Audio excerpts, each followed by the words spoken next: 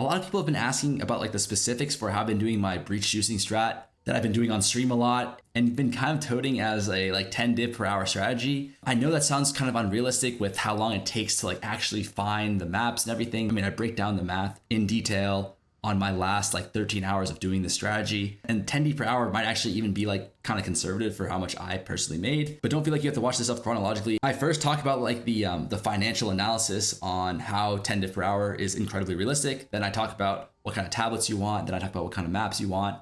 Then I talk about gear. And then lastly, I talk about Atlas points. It's all timestamped, so feel free to skip around or just skip parts that you don't really care about. Anyways, let's get right into it. So 1, 2, 3, 4, roughly 400. So we had around, we can call it 30, 35 div raw drops, around 400 C raw drop, which equals to 20 div. Pretty sure these are like 3 chaos each, so that's like, it's like around another 2 div plus a null equals 2 div. So we had around 50 to 55 div raw currency drops. We'll call all of the catalyst equals 1 div. I spelled it wrong. I'm a moron. I'm sorry. 25 div item drops. Quiver, armor. So put that away. Oh, we forgot the fracturing orbs. We had 7 fracturing orbs, 8 perf jewel plus 7 fracture equals 3 div. So it's 53 to 58 div raw currency. So it's 80 div just from this. Okay. And then we won't really count a lot of these shitter things. Grand precursor. So how many of these do we have? 1, 2, 3, 15, 19, 20, 23 grand precursor, which equals to around 6 div. Revision, which equals to around, I mean, they're 2.5 each, right? So we can call it 7.5. So that's another 13.5 div. Okay, here's the thing. We have all of these like tablets as well that like I'm not going to go through, but like you theoretically could go through these and easily make like 4 or 5 div just selling these tablets easily. We're too lazy, so we're not going to do that. We won't count anything that's worth less than a div. I mean, this is also suspect. Like, we're not actually sure if this is worth that much. Yeah, so we won't count that either. This we can count as 2 div. I mean, this is easily worth a few div. And we'll count this as like, let's just count this as 5, right? 5, 7.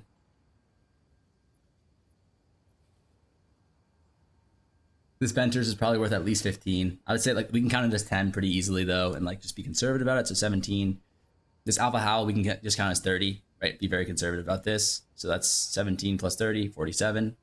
Another 1.5 here, so 48. Like we can be very conservative on this calculation, right? Plus 48 div uniques and rares waiting to sell, right? We're being very conservative here. In reality, it's worth more than this, but we're trying to be very conservative. So then this is the grand total is equal to around, it's 80 plus 13.5 plus 48.5, which equals to 142. 142 div. I think we said 4 hours plus 9, so 13 hours. So 13 hours. This is our grand total, but we easily spent cost 2 vision, 5D. We probably spent like 15 div on blue tablets. So profit equals to around 122 div. And then over 13 hours, it's actually, again, we're actually close to that 9 to 10 div hour. This is consistent with like the amount that we made the first time we tried this as well. So like, I think I'm very confident saying 9 to 10 div per hour conservatively. All right, so I'm wearing different clothes. I look a little different right now. This is like a couple days later. Like when I went to go edit the video, like half of the audio got fucked. Professional streamer, I know, like whatever, man. I essentially just showed my work, did the math on this 10 div per hour number on this actual breach strat. So you're probably thinking like, oh, you're making 10 div per hour when you're actually running the setup. But like if you include the time it takes you to find the setup, the actual div per hour is probably like cut in half. And to that, I say nay, because I go over exactly how to do this in my last juicing video, okay? My general juicing video. I do a strategy called tower hopping, where I'm looking for these quad, these triple towers, these insane tower setups. I am not just like bumbling around looking for maps, going through maps, and then like trying to find the tower, and that's it.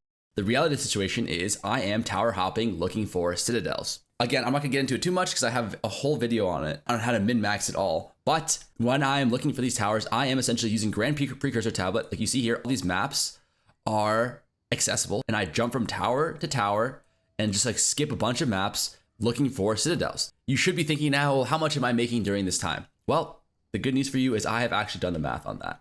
Assuming conservatively, it took me 7 hours of total time to do, and it cost me 4 visions, which are 10 div, and 30 grand precursor tablets, which are 5C each. Total cost of this is 18 div. We spent 7 hours, but the amount of revenue we made was 45 fragments during this time. And if you're thinking that's a crazy number, again, watch the video. It's super doable. It's so OP, the strategy that I have running citadels. And these fragments, like I said, they sell for 1.5 to 2 div each.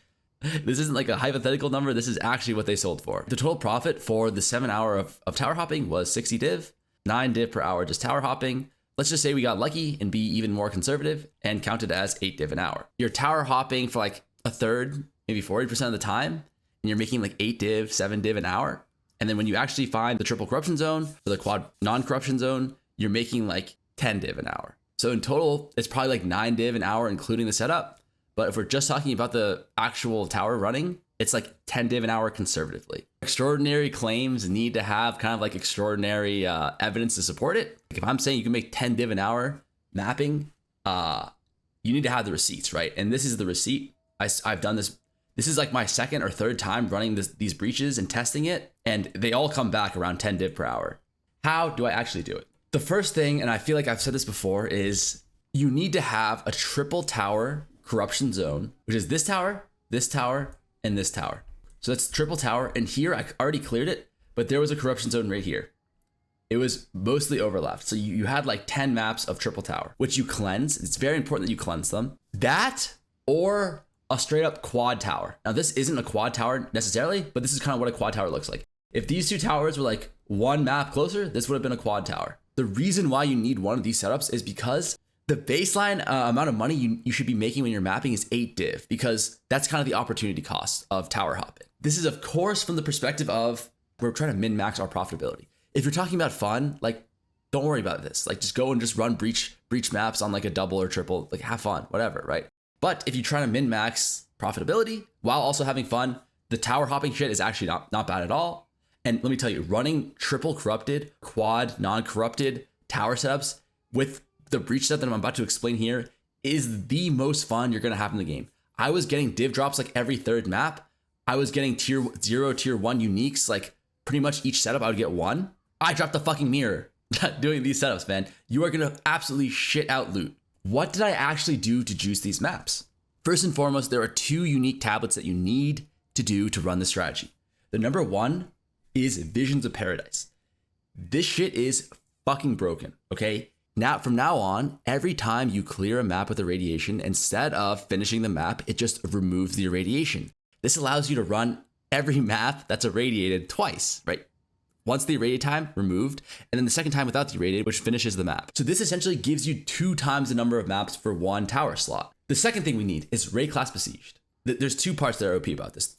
The first part, though, is the most important part, which is this line here that says, breaches in your maps remain open while there are alive breach monsters. So this allows you to get 100% value out of your breaches. The second thing that's important here is you see this line, breaches in your maps have reduced monster density.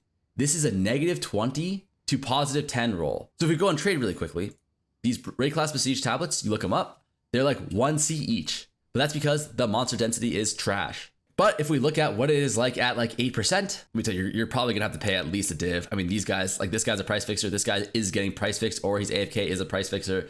Like realistically, it's gonna be around 2 div for an 8%er.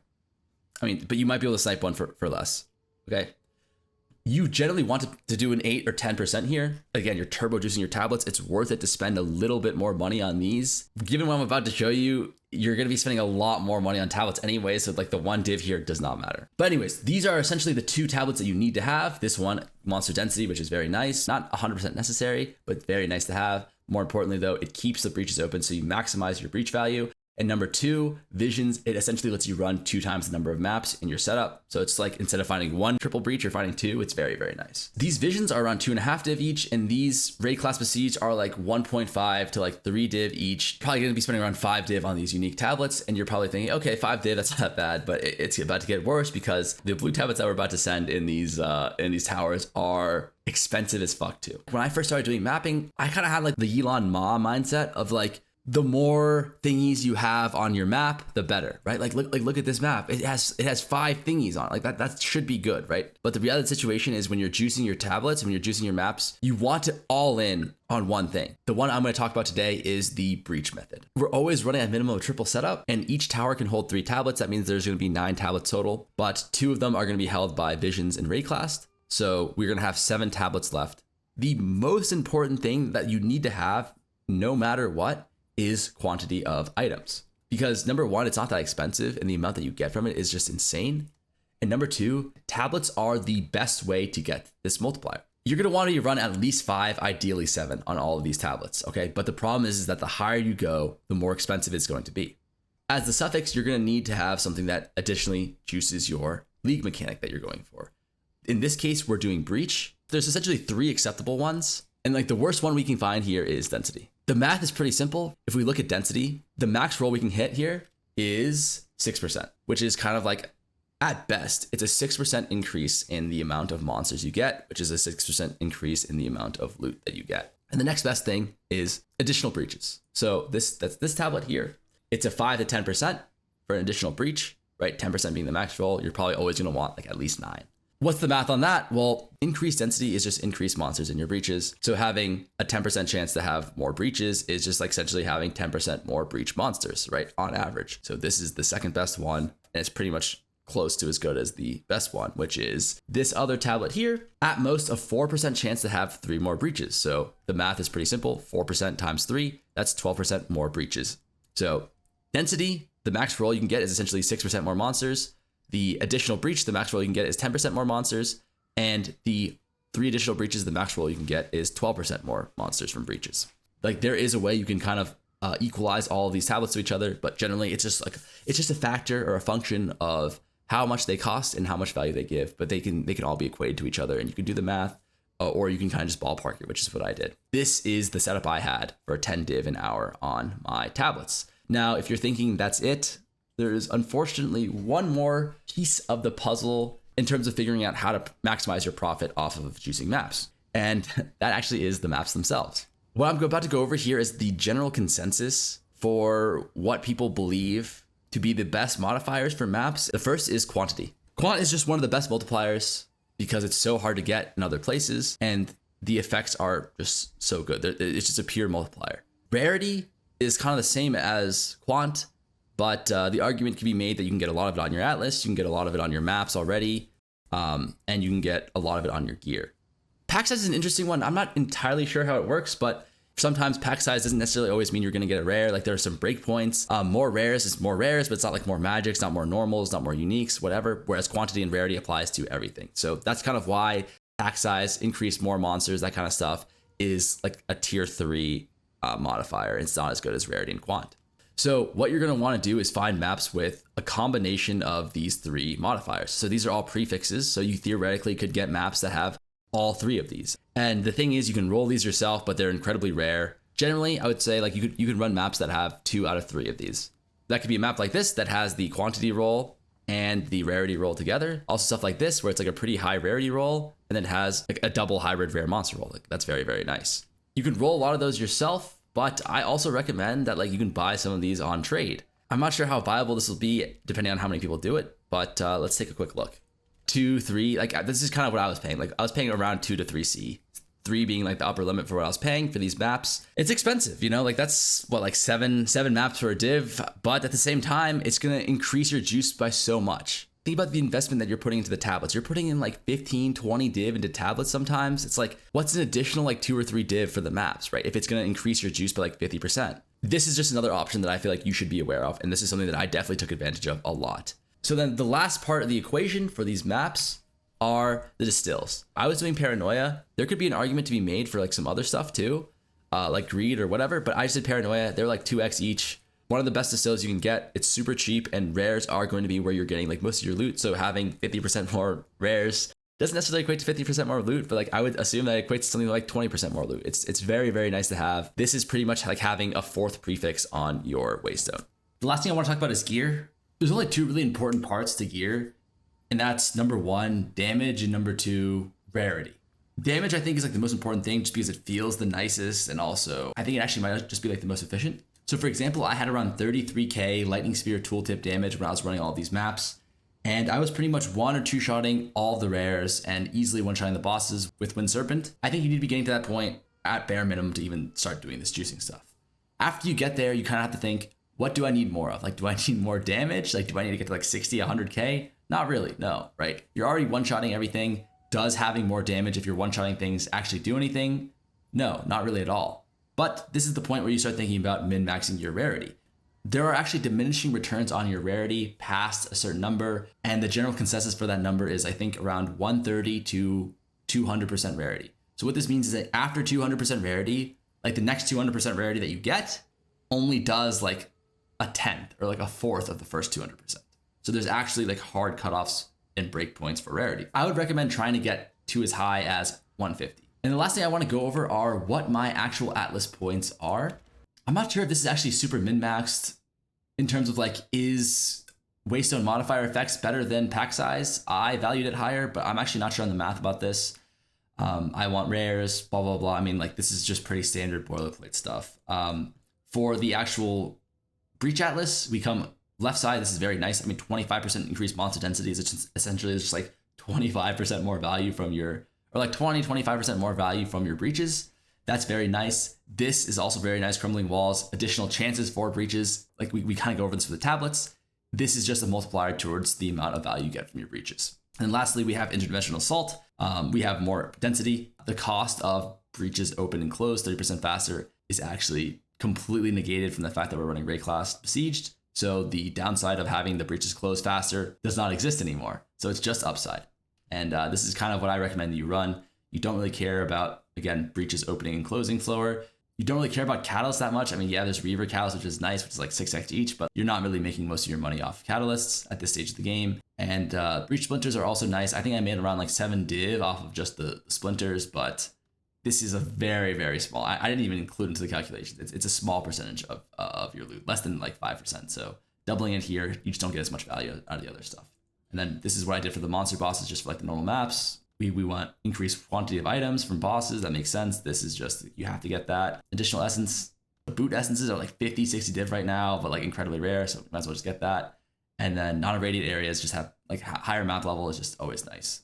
And that's it. I'm pretty sure this is the best juicing strategy in the game right now. Of course, like I know people don't really like the tower setups. I don't as well. I would definitely appreciate if they fix the tower setup, but this genuinely made mapping pretty fun for me. Getting to the quad or the triple with the tower hopping was fun because you make so much fucking money off the citadels. And then once you actually have the setup, this is the funnest thing you can do in the game. You are just absolutely shitting out loot the whole time. It's very, very nice. If this video helped you guys, please like, comment, subscribe.